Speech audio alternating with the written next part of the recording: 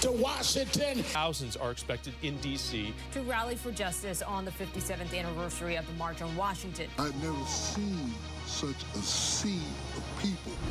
This is a convention that will go down in the history books. D.C. Mayor Muriel Bowser spoke above Black Lives Matter Plaza as a place where we could come together to say enough. It means scraping and clawing our way to that mountaintop. A real historic hire. The Washington football team hiring the NFL's first black president. The task ahead of you is daunting. 100 years. Today marks a century since American women were granted the right to vote under the 19th Amendment back in 1920. For 80 nights now, the protests have raged on.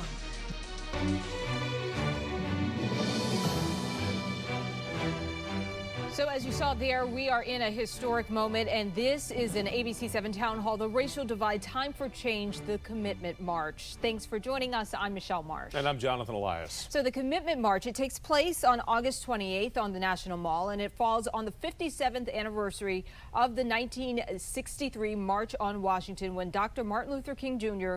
gave his famed I Have a Dream speech. After a program at the Lincoln Memorial, marchers will walk to the Martin Luther King Jr. Memorial. Now, ABC7 News and WJLA.com will have extensive live coverage of this historic event as it happens on the 28th. And tonight we have a great group of guests joining us live to discuss the significance of this Commitment March. Longtime D.C. Delegate Eleanor Holmes Norton will be joining us. Virginia Ali, the co-founder of Ben's Chili Bowl and a D.C. landmark, open since 1958, is with us as well. Tylik McMillan, the National Director of Youth and Colleges for the National Action Network, and Dr. Imani chairs Associate Director in the School of Media and Public Affairs at George Washington University. Qubilah Huddleston, an education policy analyst at the D.C. Fiscal Policy Institute, is with us. And also joining us here is our very own D.C. Bureau Chief, Sam Ford. It's always good to have you along. And Sam is actually going to start us off now with a look back to the 1963 March and how significant that was, not only in history, but for this city especially. You know, Jonathan, Michelle, it may have been the very first mass political gathering of black people here in Washington, and the impact is still with us today. I have a dream. Many writers have proclaimed Martin Luther King's I Have a Dream speech at the 1963 March on Washington the greatest recorded oration of all time. At the march, Southern blacks took a break from their civil disobedience campaign for equality and the resulting attacks by white authorities like Bull Connor in Birmingham. While for Northern and Southern blacks, the march was also a protest about being forever trapped in menial jobs.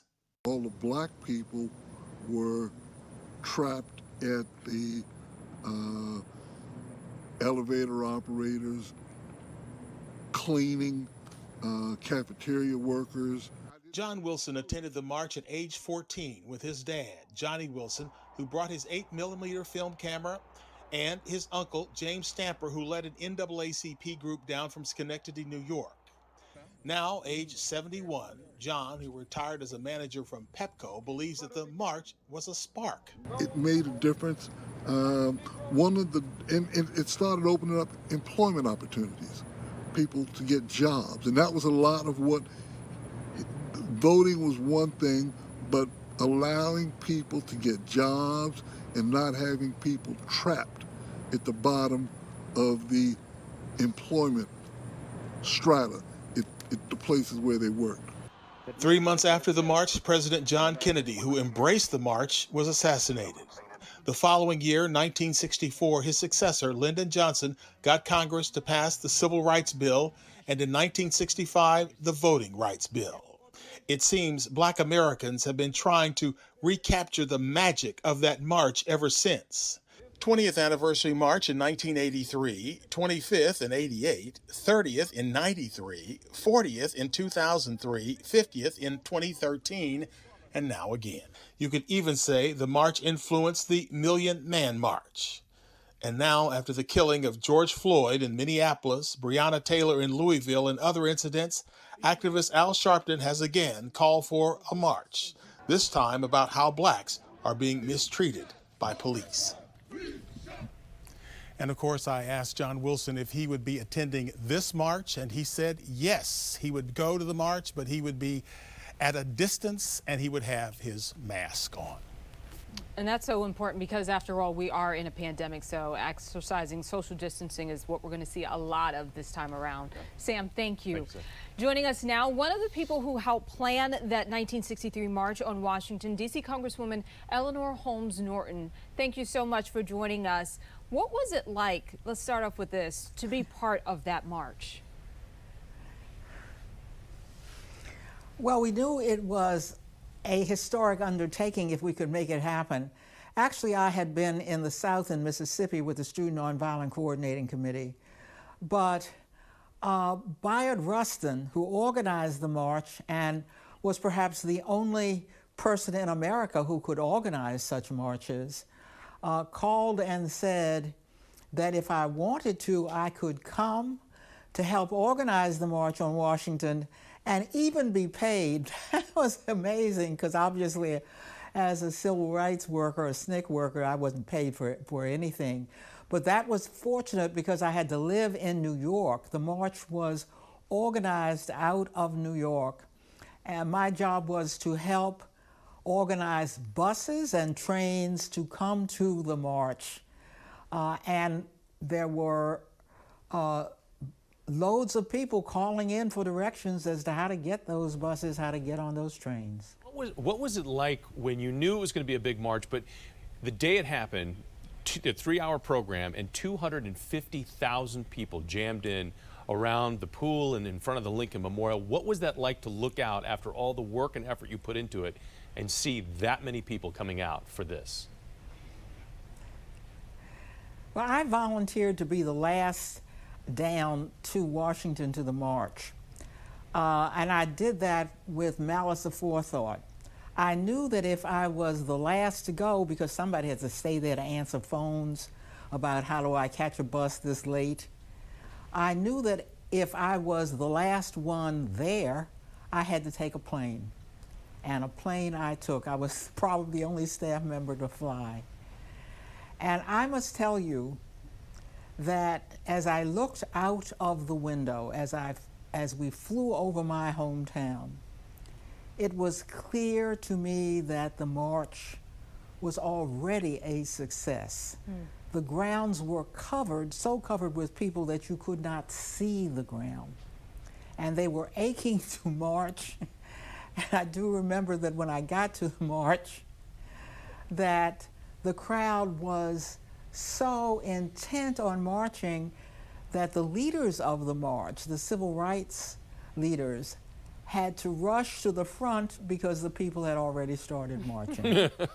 There was so much enthusiasm, and we're showing images from that day. Everybody's so well dressed. It was a hot day, but they had on what would be the equivalent of their Sunday best out there. I want to ask you this, because, you know, the civil rights movement, it was built largely by the strength of women at the time. They were hugely supportive of this movement, but yet they weren't allowed to deliver some of these grand speeches that we all recall from that day. Did those gender limitations impact you as a young activist? It didn't impact me because I was young, and activism among the young didn't have the sexism that you had at the leadership level. The Big Six consisted of 6 civil rights leaders. Among them was Dorothy Height. She had to be among them because she was president of the National Council of Negro Women. They needed her. But when it got to the point of choosing speakers, each of the Big Six was chosen to speak, but not Dorothy Height. I think what that indicates is that even in the civil rights movement, civil rights for all, there was still sexism. And that's why you really needed a movement for feminism as well.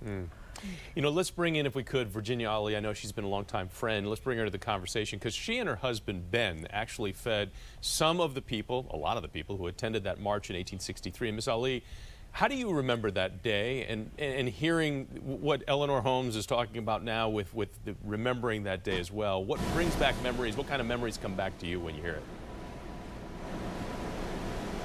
Oh, it was such an exhilarating day. I mean, we were so ecstatic about that march and about the success of that march, nonviolently. And today we feel like we did accomplish something, because we did get the Civil Rights Bill passed in 1964 and the voting rights in 65. So I'm inspired, first of all, by that time, and to remember that time, and to look forward to the one coming up on the 28th of this month. I think it's significant that we can now make another big difference in our society in terms of equality. And a lot of the energy for this round of protests is coming from the young people. We're seeing that enthusiasm from them. From the from your experience and your participation in 63, what do you think young people can learn? Never to give up, number one. The one thing you learn, never to give up, and the nonviolent protesting, I think, really makes a big statement and is effective. So I'm so proud of them, and I'm so proud of this time. So much diversity in terms of nationality, in terms of race, in terms of color, in terms of religion, everything. All these young people, without the strong leadership that we had back there 57 years ago. These are young people that are coming out on their own heartfelt feelings about injustices. And to see them do that on their very own without that strong leadership that we had in 1963 is, I think, just amazing to me, and I'm so proud of them. Ms. Norton, let me bring you in and ask you this question, because you do have the historical perspective. In 1963 with the march and what we expect next week, how do you compare these two causes, and what are the differences?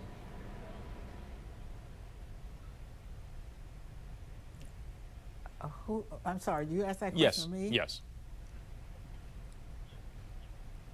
How do I compare which causes? What we saw in 1963, the motivations, right? The motivations in 1963 and what we see today. Is it exactly the same? Are there differences? What are the similarities and what are the differences? There's no question in my mind that these young people are continuing using their own issues, the issues of the day, to carry on what we started back when we were able to get the 1964 Act and the 1965 Act passed. They see that marches work. And so they are in the streets with issues of their generation, starting with the Floyd killing and police reform, to make sure the issues of their generation are solved through their own marches and nonviolent action, the way we were able to solve the issues of our generation using our version of these marches. Absolutely. I think the blueprint was set there in 63, and we're seeing a lot of lessons learned from that march. We want to bring now in our full panel into this conversation. And Dr. Cheers, let's begin with you. I know you're planning to participate in this month's commitment march next week. Tell us why you believe it is so important for you to participate, not virtually, we know that's an option, but for you to actually be out there on the National Mall. Well, again, thank you so much for having me. And I will say it's such an honor to be just sharing space with the two panelists you have before me. It's just I'm a huge fan of both of their legacies. So ladies, thank you for all that you do. It's important for me to take myself and my son. I'm a mother of a 6-year-old, Isaiah, and it's so important for me that he is a witness to history. I had the opportunity to attend the Million Man March, the Millions Women March. I participated in a variety of different social justice activist, nonviolent demonstrations for freedom and liberation of all people. And it's just really critical that I not only attend, I take my son, but also as an educator. I am constantly telling and sharing with my students the importance of advocacy, the importance of standing up for the principles and the morals and the values that you believe in. And we are truly at another impasse in our country where everything from racial violence, police brutality, fair, equal public health issues, environmental issues are all intertwined in the liberation that we're constantly struggling for and have been, in particular, Black people in America for centuries. So it's important to bear witness. And in 1963, it was a lot of young people that were a part of the movement in the march. And we're seeing that now generationally moving now again. A lot of young people are involved. And on our panel tonight, we happen to have a couple of them, Tylik and Qubilah. Both of you are of the younger set. And let's start with you, if we could, Qubilah. Just your thoughts about what you anticipate for this march, but more importantly, what is your goal? What would you love to see come as a result of all of this? Yeah, well, I think that this march really presents another opportunity to bring history to the forefront of young people's minds. Myself, I was really steeped in history, but I think I didn't really come to understand everything until I got really active. And so, in terms of your question about goals, I just think it's really an opportunity for us to understand what the issues are in front of us, to really identify solutions such as protesting and marching, but also do some of that policy and advocacy work that we know has to accompany all of these thousands of people's going to the street.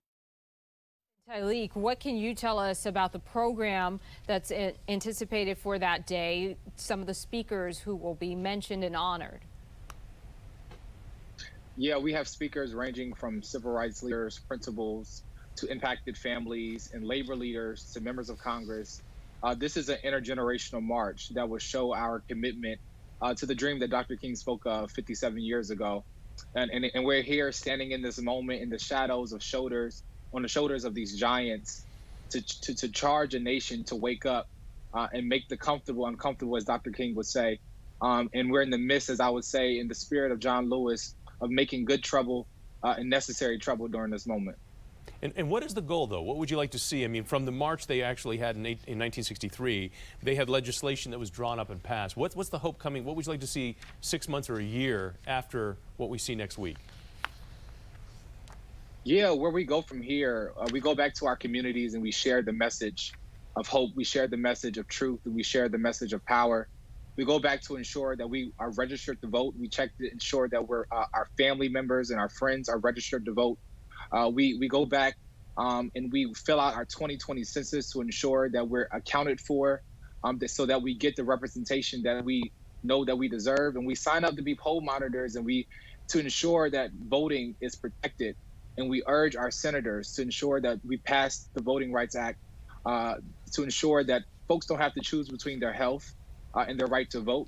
And so that's what we do leaving from here. She's already cleared. She left us. All right. When you look back at that particular era, this was a dangerous time. I mean, a lot of these people, I understood, took a break from getting beaten by police and having police dogs sicked on them and such as that. And I understand you were in Mississippi. So this was kind of a break, but it was a rough time if you were out there fighting for civil rights. Ms. Norton, she's not, you're right, she's not there anymore. Miss Ali, though. Okay, well, I don't think Virginia was down there, but nevertheless. But as I have read, though, I mean, it was a time when it was extremely difficult in many cases. You had the situation where Bull Connor, just like a couple of months before, had sick police dogs and fire hoses on peaceful marchers in Birmingham.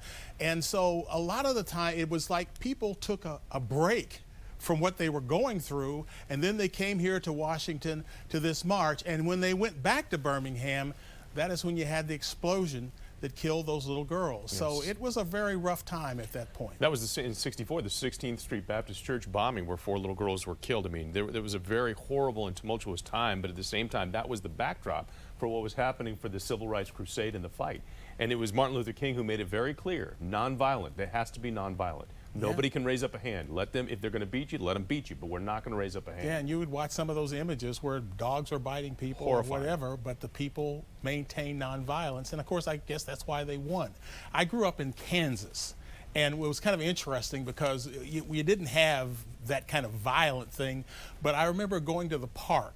I'm about 7 or 8 years old, and white people would just walk up to us and say, "That's horrible." They just wanted to say something, right, I guess, to some black person. But I can remember that going on, you know. But let's bring in Virginia Ali, because she was, you know, she's got so much perspective to offer us. And I'm just wondering, Virginia, while we have you here, when you hear these conversations about reflecting on 57 years ago, are you concerned that it may take another 57 years beyond this point to finish the work of 63? We see 63 as the beginning, but do you see where we are right now as a punctuation mark, or is it more of an ellipse and there's still a long journey ahead?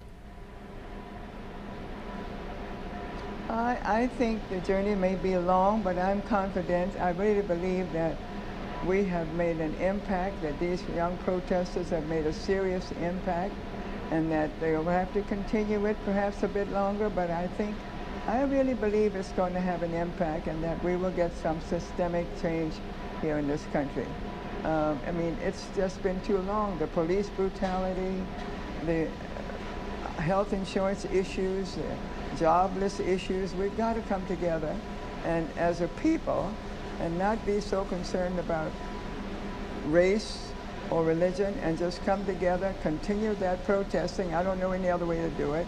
I think that the nonviolent protesting has a big impact. We saw that in 1963, and I think we just simply have to continue it. I know they're tired, but this is something we can't give up, and I believe that we can make a difference.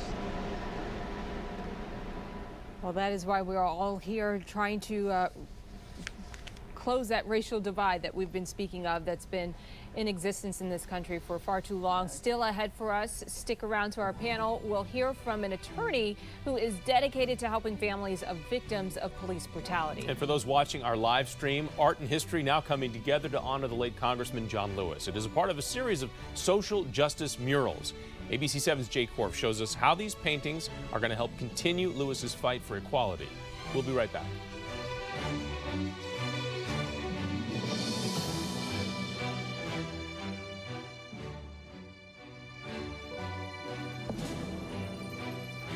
All I have here is the historic March on Washington. Horrific scenes of police violence captured on video fuel the current movement behind this month's commitment march. In a story you'll see only on ABC 7 News, I spoke to the civil rights attorney at the forefront of many recent high-profile cases. Chris Stewart's resume of fighting for civil rights is lengthy. This year, the Howard University Law School graduate took on 2 cases that sparked international protests. Stewart and his law firm represent the families of George Floyd and Rayshard Brooks. Black Lives Matter! Black Lives Matter! Right now, civil rights is receiving the recognition that it deserves. Sadly, civil rights is justice by video. If you don't have it on video, if it's not something horrific that can shake the core of Black or white people, then no one cares. Stewart says he realized the tremendous power of cell phone video after Walter Scott was shot to death by a South Carolina police officer in 2015. When I had Walter Scott, which was, the first big, viral video case, where the whole world was paying attention. Scott was unarmed and running away after a traffic stop when he was killed. Since then, Stewart's client list of families has grown with now familiar names. Alton Sterling, killed on video by police in Baton Rouge. Rayshard Brooks, shot and killed in a Wendy's parking lot by an Atlanta officer. George Floyd, killed in Minneapolis after an officer kneeled on his neck for nearly 9 minutes. The police officer writes the report, not the victim, not the man who was shot. Most of the time they're dead. They don't even get to give their side of the story. But now more people are seeing their side of the story. These fathers, brothers, sons, uncles killed by police have shaped this movement, renewing the call for equal justice that echoes back to the 1963 March on Washington. No justice! And now looking at the marches for George Floyd, the diversity of the marches and looking at the protests in other countries, it's amazing. How many people were shaken to their core by the murder of George Floyd. My trust always stays with the people.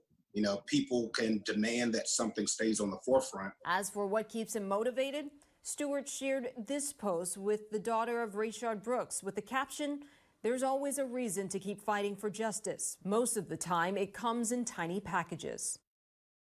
Stewart says he didn't plan to focus on civil rights until one day a woman came to him. Her son had been tased and killed by police.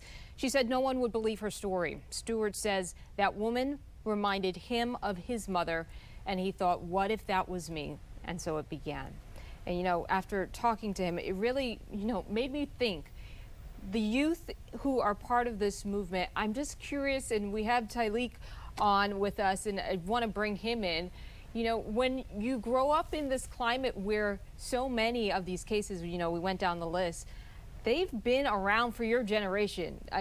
This hashtag protest culture has been what you grew up in. So what was it about the George Floyd case that really shook you as a young person who has grown up now in a society where these images have been pretty prevalent on social media?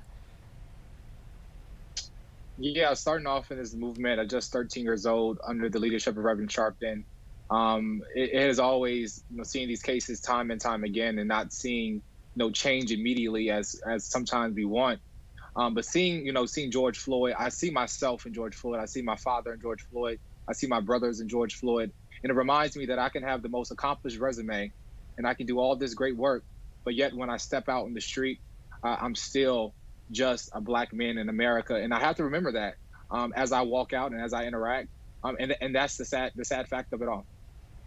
When we talk about change and we talk about reform, those are the kinds of things. What are some of the concrete reforms that you really would like to see that would make you feel more comfortable so you don't have to qualify what you just said? Because anytime you hear somebody say that, it just makes you shake your head and think, why have we not gotten to the point where anybody can walk out on the street, regardless of color, race, gender, it doesn't matter, and feel somewhere in the back of their head that they have to be concerned? What concrete steps do you want to see take place that will change that? Yeah, police accountability. It shouldn't be colleagues investigating colleagues. Folks should be held accountable.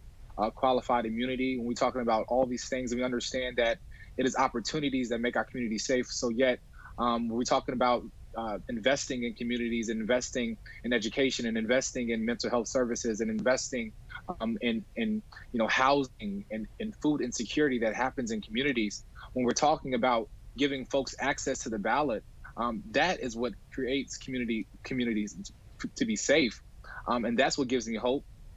So when I see reform that addresses those aspects, I know we get closer. It doesn't give us the total answer to it all, but at least we're moving forward and making progress. And so that's what I would like to see. And Qubilah, you're a policy analyst, and I'm just wondering, what about protest fatigue? At what stage do you throw your hands up and say, how many more protests are we going to partake in?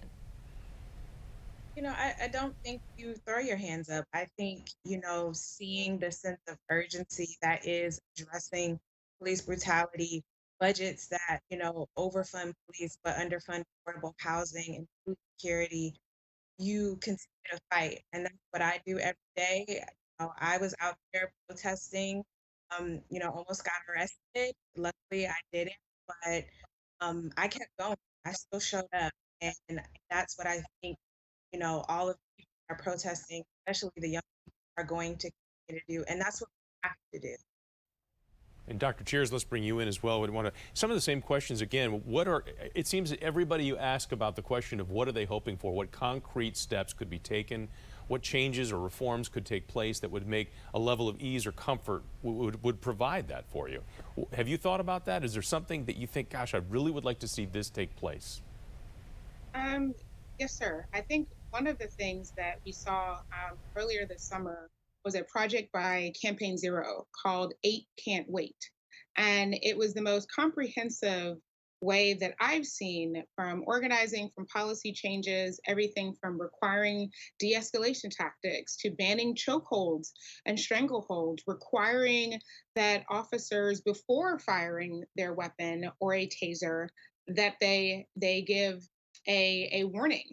Banning the shooting of and toward moving vehicles, the exhausted alternatives that can occur before shooting. I would love to see true police reform, the way in which defund the police is an actual policy that looks at reallocating funds to a variety of different community-based organizations that addresses everything from unemployment rates in communities in particular. So those are some of the things I'd love to see.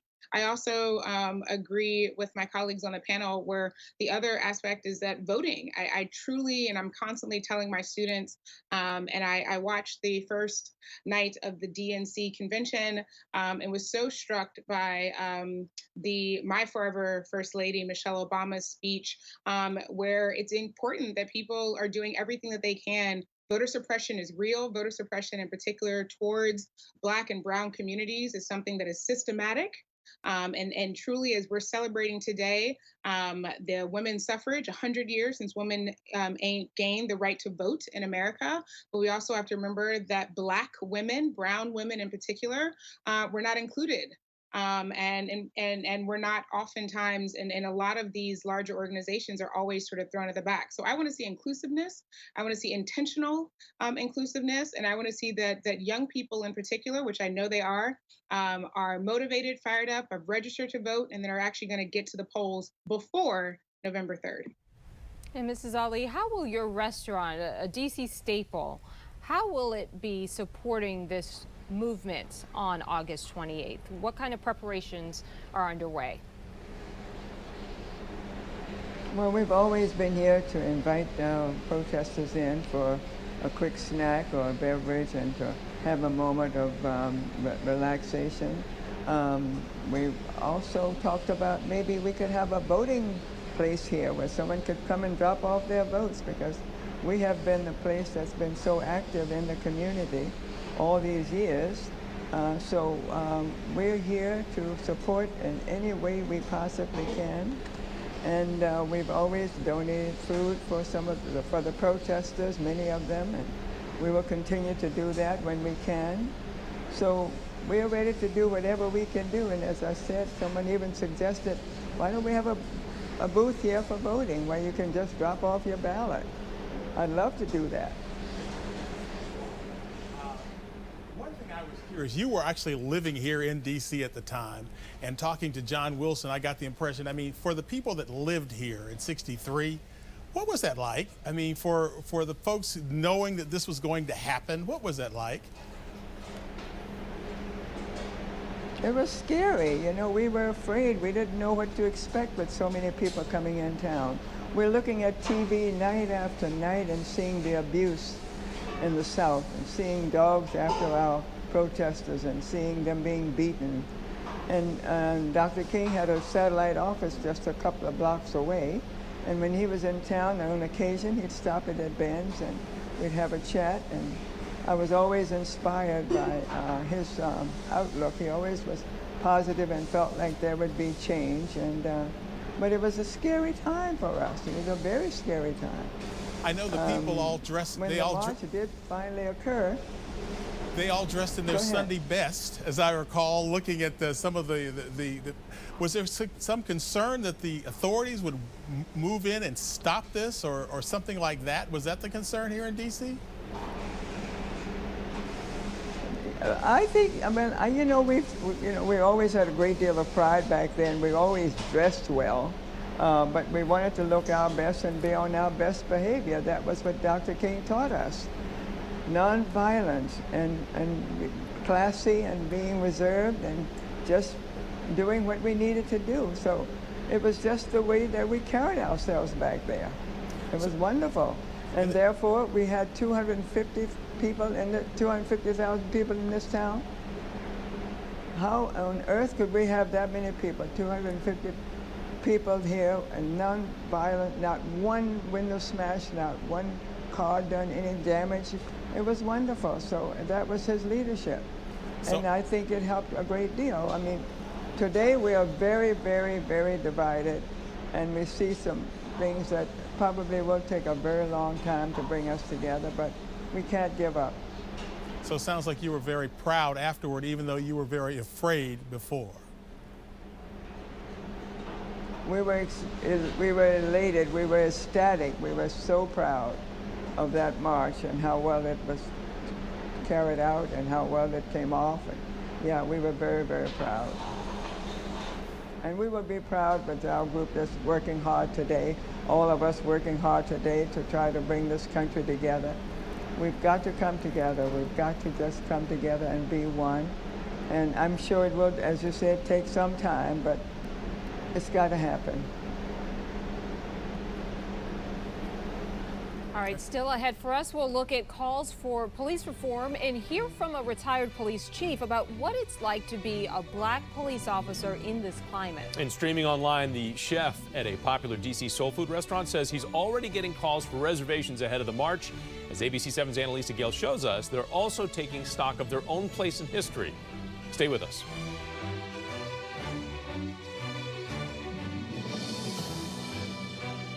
Memorial for George Floyd. The Reverend Al Sharpton announced that this August he would march on Washington again, this time over police brutality and criminal justice reform. Tonight, we want you to hear from somebody who is witnessing this movement not only as a black man, but a former police chief himself. A movement started from the actions of police, an officer with his knee on the neck of George Floyd. And now cries for reform. But what would that reform look like? And is it fair to indict hundreds of thousands of officers on the job when it has been the actions of a relative few? A topic I discussed with Charles Wilson, who's the national chair for the National Association of Black Officers, that represents 9,000 officers. Human nature says that everybody, I don't care who it is, everybody has an inherent bias against something and someone. Every agency has at least one person who has problems dealing with people of color, okay? That doesn't say that every agency is rampant with people like that.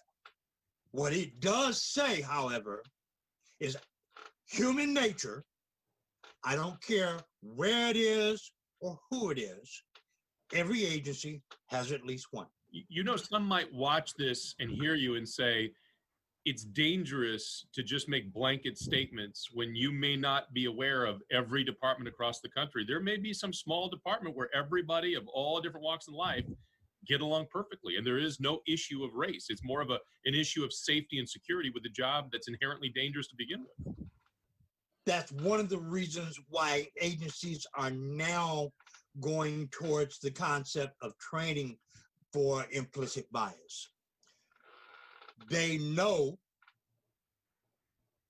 that police officers, white, black, and indifferent, have specific or certain biases against certain people. They know this. That's another reason why we say every agency has at least one. One racist. At least one person who has problems dealing with people of color. He says, in addition, the whole mindset of policing is off. You also have to look at the how and what you train. The typical method of training law enforcement has always been geared towards putting a bunch of warriors on the street. Okay? That's not conducive to proper and adequate community relations. The community deserves guardians, not warriors. And Wilson says even when you identify a bad police officer, getting rid of them right now is very hard to do. It is so hard to get rid of a bad cop, you wouldn't believe, okay? The unions protect them. The supervisors don't want to cause problems either for themselves or anybody else on their team. You know, and people are just afraid sometimes to speak up. What is your hope going forward with the movement that we have seen and with so many now calling out police reform of some kind? Something has to change. What's your hope in that change? I think that again, people have to accept reform is coming. Okay, regardless of what your attitude about it is, regardless of what side of the fence you are on it, reform of law enforcement is coming.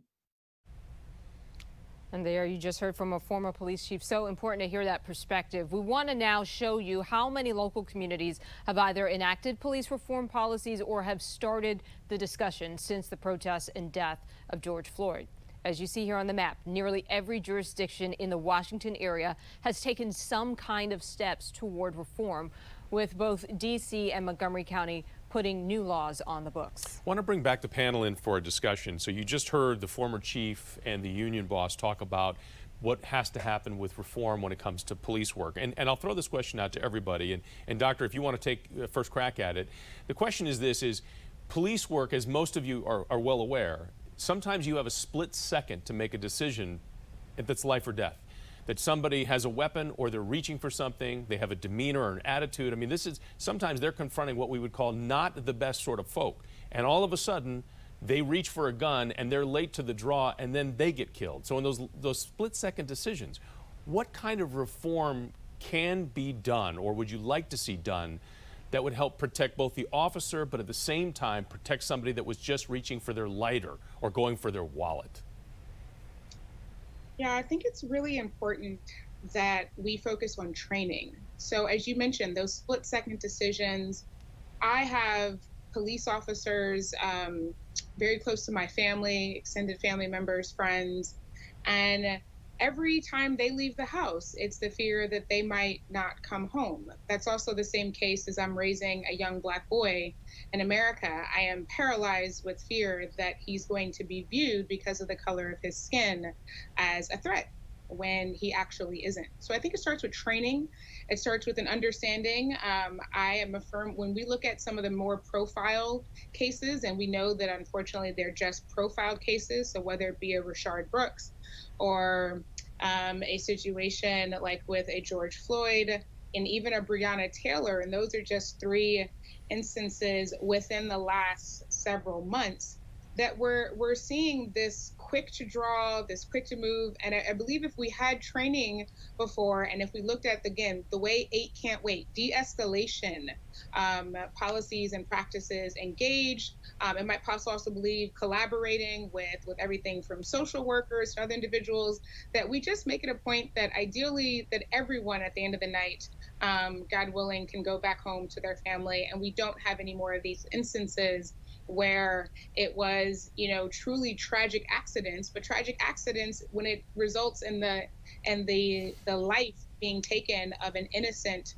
unarmed person, and particularly a person of color, as I mentioned with those 3 examples, that there is accountability held. And it's important that that accountability comes in front end. So it starts with de-escalation practices, and then I think we also just need wider conversations like we're having now. And I want to allow anyone else on the panel who'd like to weigh in on that same question, because I think it is an important one.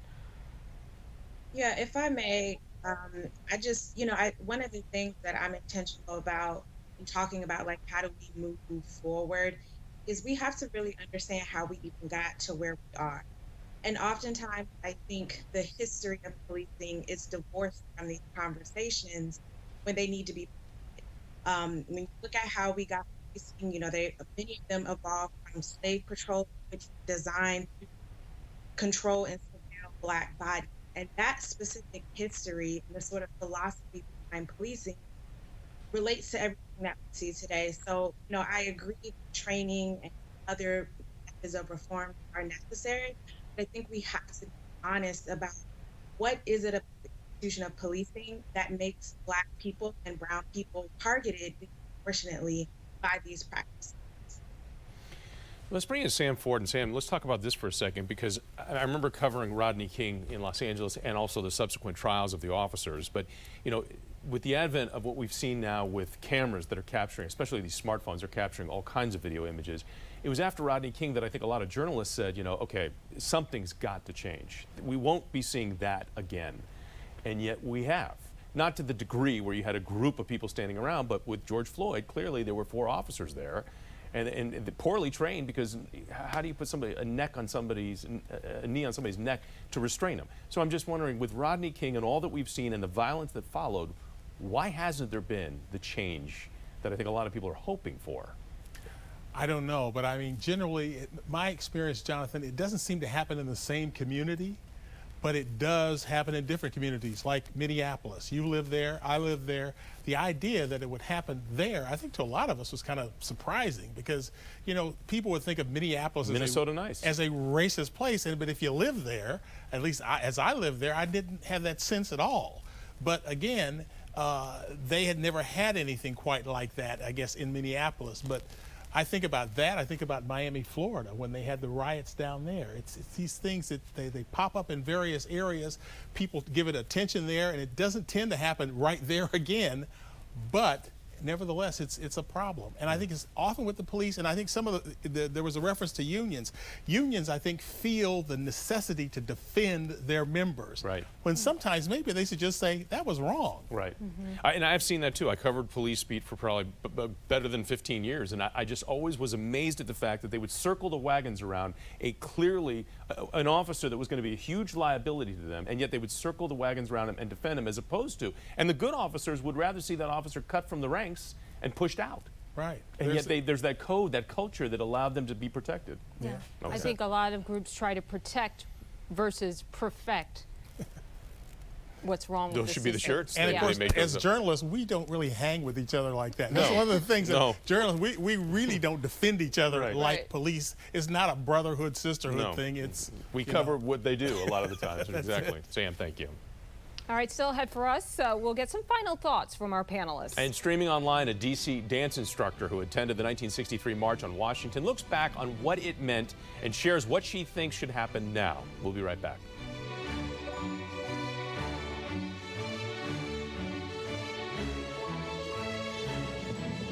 All right, where did the time go, right? Already our hour is wrapping up here. We want to turn to our panel for some of your final thoughts. And, you know, you just think of where we are in history, the racial divide. We have an election just months away. Let's get your final thoughts. Let's start with Tylik.